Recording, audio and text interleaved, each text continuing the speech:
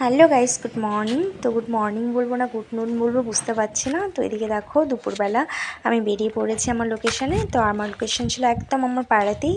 তো ফার্স্ট গিয়ে দেখি রিং লাইটের রিমোট নিয়ে আসিনি, আর ওখানে লাইটটা খুব কম ছিল, তো আমাকে আনতেই আসতে হবে। তো আবার নিতে চলে আসলাম। তো গিয়ে দেখি তখনও ব্রাইডের স্নান কমপ্লিট হয়নি। তো আমি বলার পরই স্নানে গেছিলো। তো এদিকে দেখো আমার ব্রাইড চলে এসছে। তো এটা হচ্ছে মেয়ের 5 তারিখ। আর এদিকে দেখো ক্রিম্পিং করতে গিয়ে দেখি ওর মাথায় ক্রাউন এরিয়াতে চুলই নেই। তো মানে বেশিরভাগ চুলই একদম বেবি হেয়ার হয়ে আছে, একদম ছোটো ছোটো হয়ে আছে। ফোনে তাও একটু লং লাগছে দেখতে, কিন্তু তখন খুব ছোট ছিল। আর এদিকে দেখো ফেশিয়াল হেয়ার ভর্তি, আপার লিপ করেনি, থ্রেডিং করেনি। তো ওকে বললাম এগুলো না হলে তো মেকআপটা ভালো আসবে না, ফিনিশিংটা। তো দেখে তো অনেকেই জাজ করবে, হয়তো মানে আমার কাজটাকে নিয়ে বলবে যে হ্যাঁ করতে পারিনি বা কিছু। যারা বোঝে তারা বুঝবেই, আর যারা বোঝে না তারা তো যা তা কমেন্ট করতেই থাকবে। তো এদিকে ওর চুলেও সমস্যা, এদিকে স্কিনেও প্রবলেম। তো যাই হোক সব কিছু রেখে ও তো বললো আজ আর করবে না থ্রেডিং, আর আপার লিপ তো করাইনি, কিচ্ছু করা ছিল না, তো বললো আর করবে না।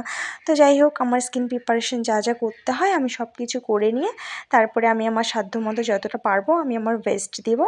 তো এদিকে দেখো আমি আই মেকআপটা কমপ্লিট করছি। তো আই মেকআপ হয়ে গেলে তারপরে আমি ফেস মেকআপে যাব।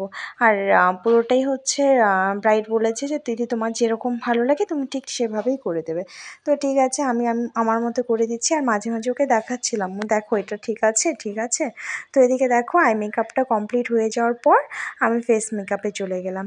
তো আমি আমার সমস্ত কিছু আমার 100% দেবো, কেননা আমি তো আগেই বললাম ওর স্কিনেও সমস্যা এদিকে, আর এদিকে হেয়ারেও চুলটা বাঁধতে একটু অসুবিধাই হবে আমার। কিন্তু এদিকে আমি আমার যতটা পাচ্ছি আমি করছি। তো তোমরা দেখে অবশ্যই আমাকে কমেন্ট করে বলবে যে কেমন হয়েছে। তো এদিকে দেখো ব্লাশার লাগিয়ে নিচ্ছি।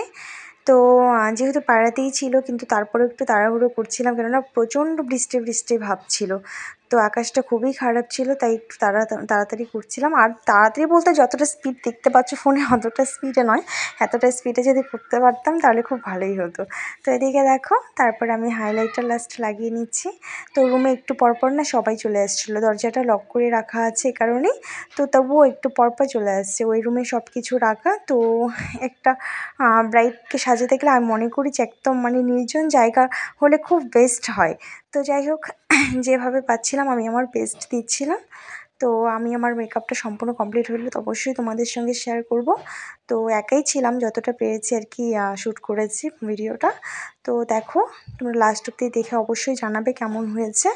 তো আমি আমার মানে নেক্সট যারা বুক করবে তাদেরকে বলে দিচ্ছি, মানে বলতে চাই যে তোমরা একটু আপার লিপ থাকলে আপার লিপ, থ্রেডিং এগুলো সব কিছু করে রাখবে, ফেশিয়াল হেয়ার থাকলে এগুলো রিমুভ করে রাখবে, তাতে মেকআপটা অনেক ভালোভাবে ভালোভাবে করতে পারবো।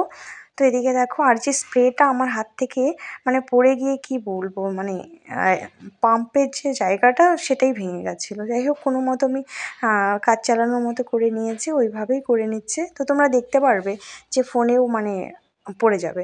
যাই হোক আমি আমার মতো করে যাচ্ছি সব কিছু। তো অবশ্যই ভালো লাগলে তোমরা বলবে। আর আর নেক্সট যারা যারা বুক করতে চাও অবশ্যই বুক করতে পারো। তো আমি আমার বেস্ট দেবো, যেখানেই যতটা করবো না কেন আমি আমার অবশ্যই বেস্ট দেবো। যতটাই স্কিন প্রবলেম থাকুক, হেয়ার প্রবলেম থাকুক, যতটাই পারবো দেবো।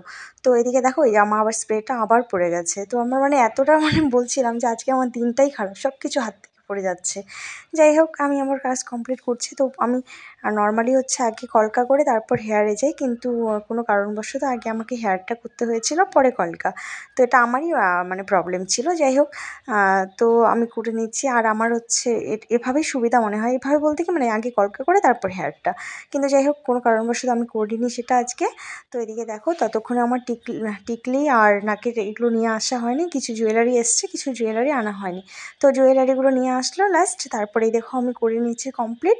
তো ওর তো মানে আমাকে বলেই দিয়েছে যে দিদি তুমি যেভাবে পারবে সেভাবে করে দেবে।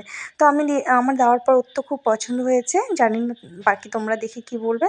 তো অবশ্যই দেখো এই তো আমার ফাইনাল লুক, কোনো এডিটিং নেই, কারণ আমি ওই ঝামেলার মধ্যে যেতেও পারি না, আমি করতেও পারি না।